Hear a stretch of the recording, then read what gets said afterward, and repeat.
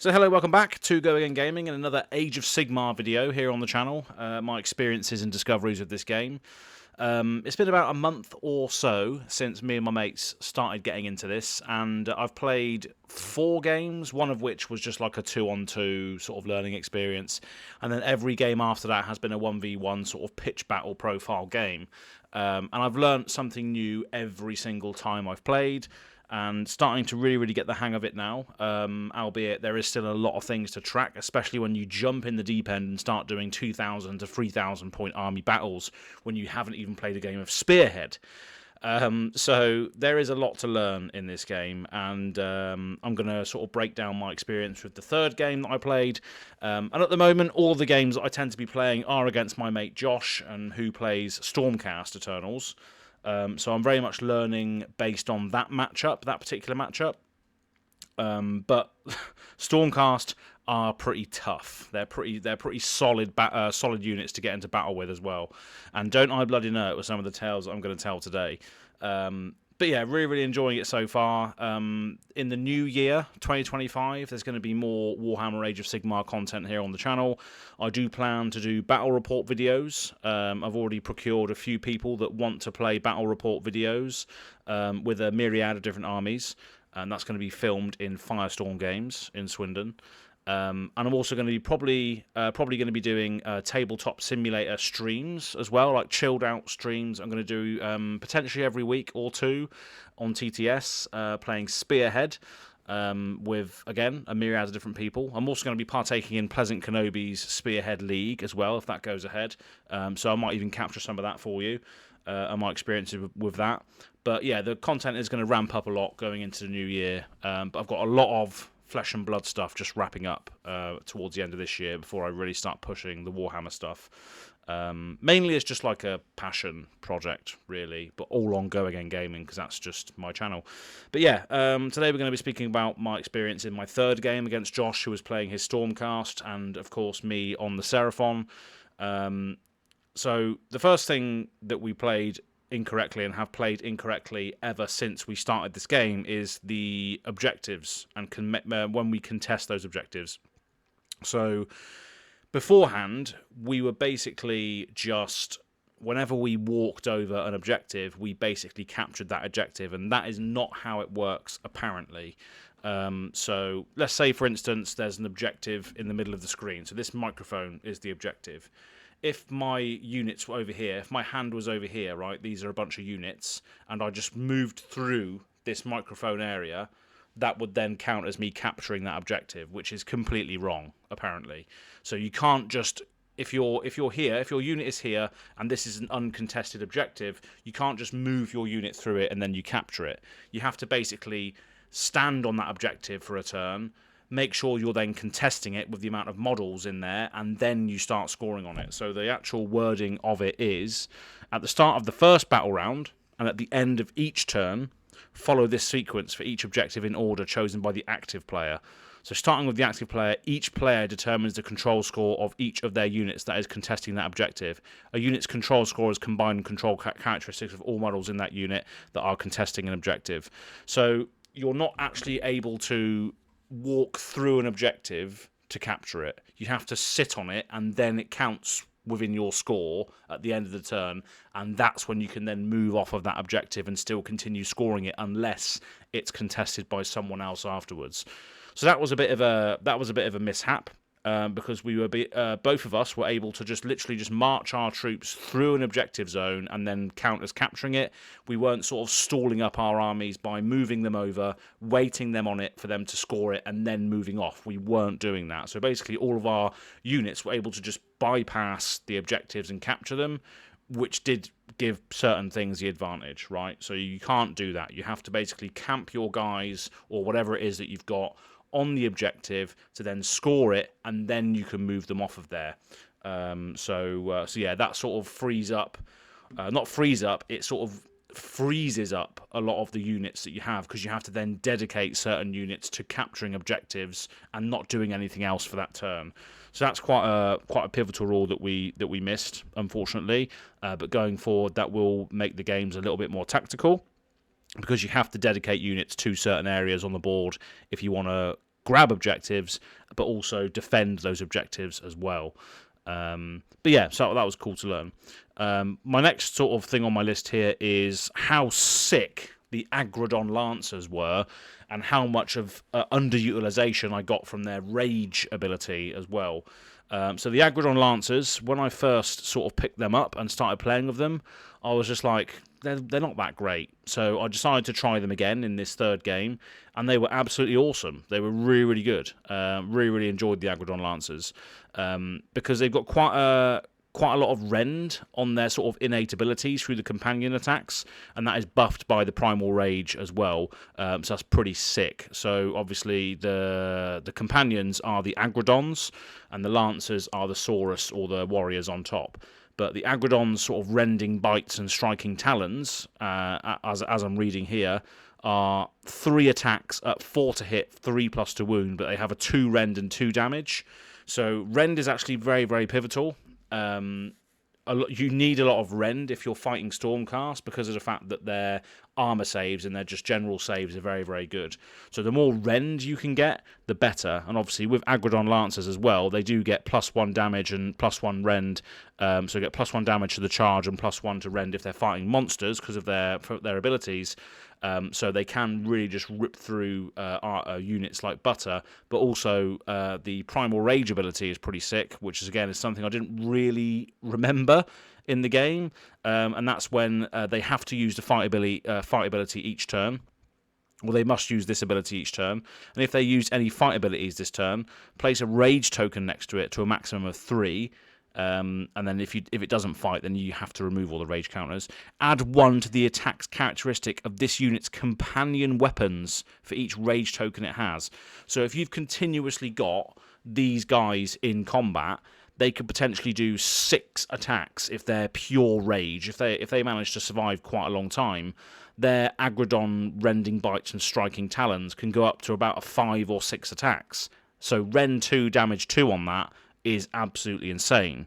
And that is probably what I need to remember going into other games, especially against other heroes or armies with high armor saves or high saves. So that's a very, very good ability. And another thing that was really, really cool as well was the Saurus Scar Veteran on an Agrodon. So this is another model that I bought actually from Area 51 in Bristol. It was pre-made and painted, which is quite cool. They got a nice sort of section in Area 51 where there's like bags of models that you can pick up and just sort of buy that are ready to go. And this was one of them. So this Saurus Scar Veteran on Agrodon was leading this group of Agrodon Lancers, and it just makes me want to just build more Agrodon Lancers into my lists going forward. But yeah, this one is also very, very good because, again, it's got the Agrodon rending bites and striking talons, and obviously the Primal Rage ability, so that's really, really good. But also the guy on the Agrodon also has a rend of 2 and a damage of 2 on the Celestite Spear or Club as well, which is also very, very good, whereas the normal Agrodon Lancers don't have the additional rend on their melee attacks from the guy on the Agrodon. But another ability I didn't use in the game that we played was Alpha Roar. So another absolutely fantastic ability that you can only use once per game. So pick this unit and each friendly Agrodon Lancers unit. So again, payoffs for having Agrodons wholly within 12 of it to be the targets. Add 1 to the attack's characteristic of the target's companion weapons for the rest of the turn. In addition, place a rage token next to it for each target to a maximum of 3.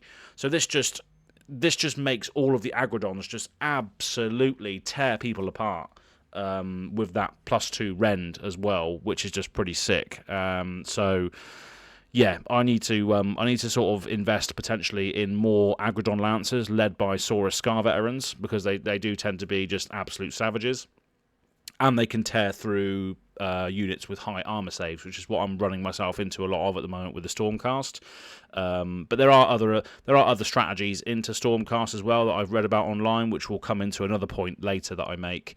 But yeah, when you run your army into your mate's army over and over and over and over again, you realise what sort of abilities and stuff you need in order to sort of counter what they're trying to do.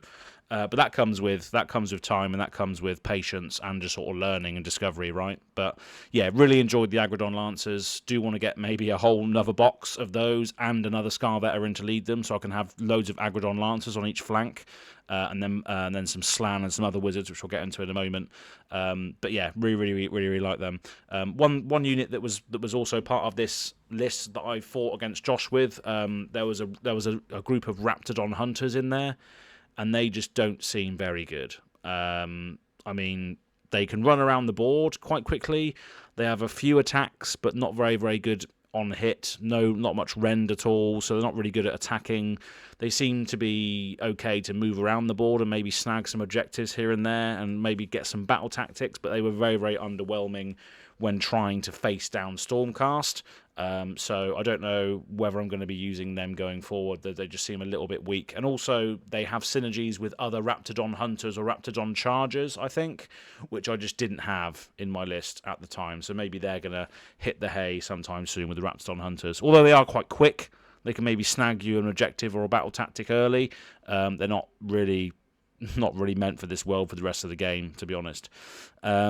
Now, another thing that I was reading up on was like the castle strategy, which is basically where you have one massive linchpin unit which does all of your work, and then you have a load of other units surrounding it to protect it.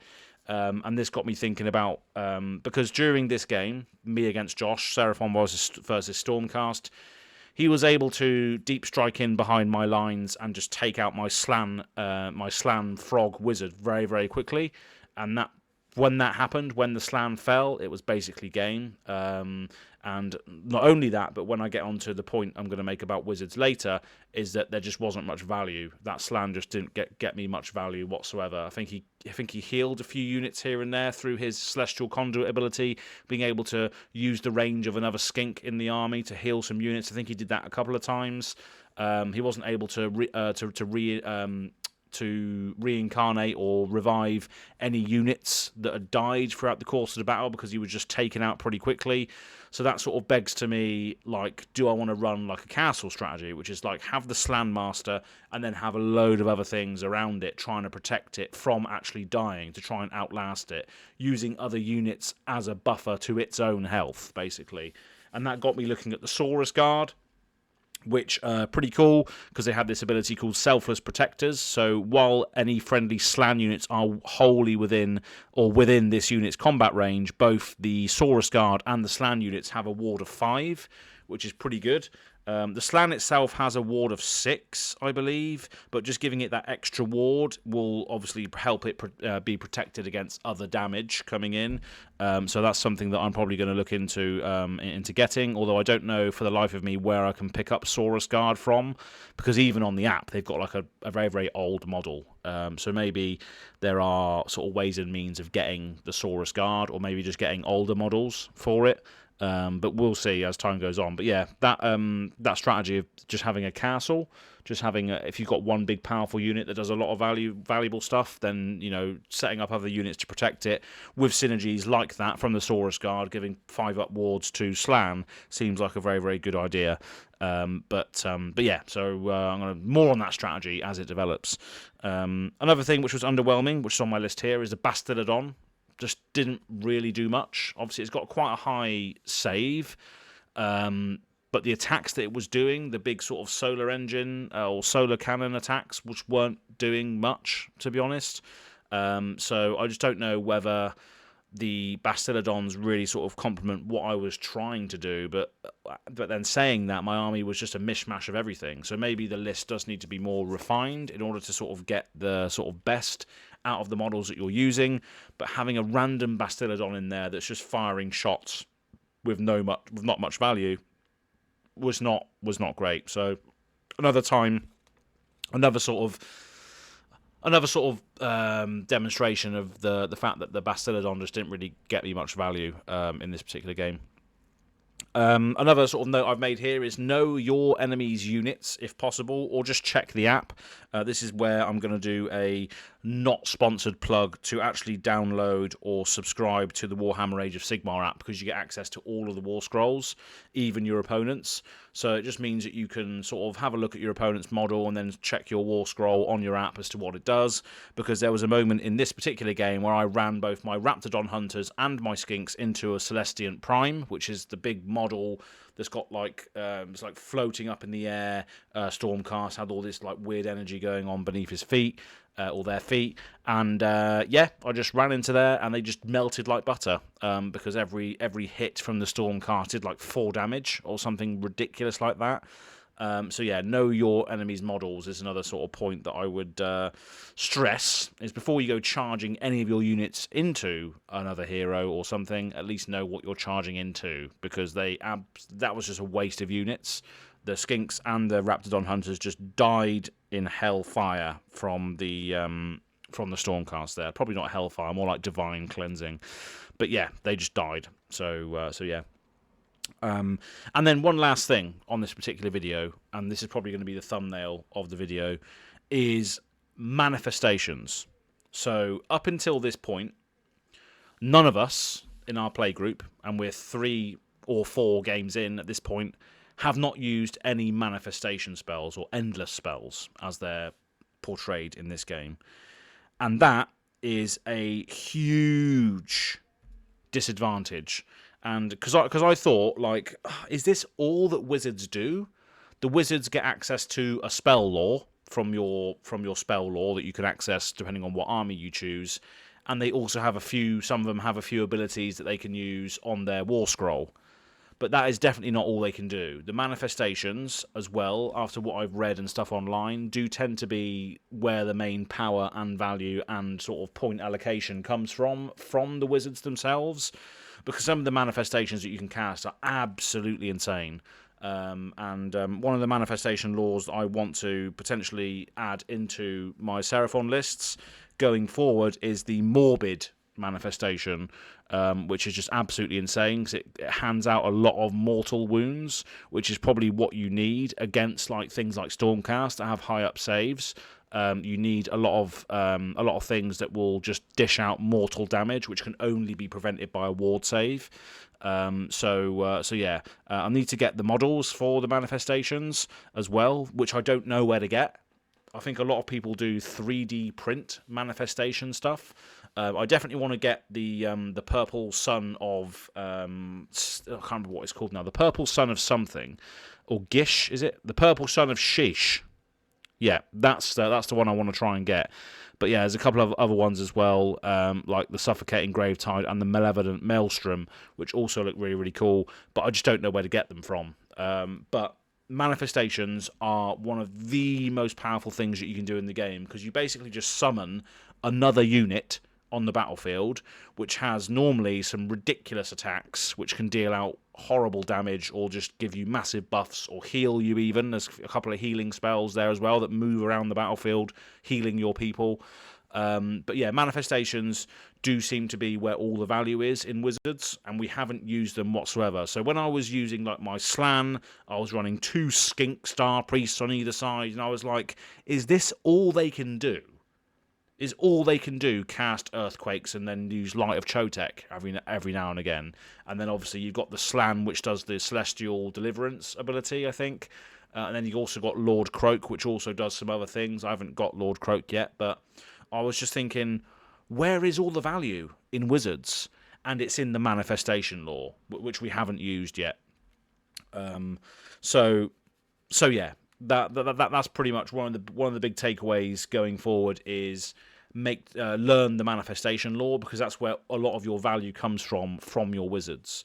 And there's talk on the internet that the manifestation lore will have points allocated to them in the future.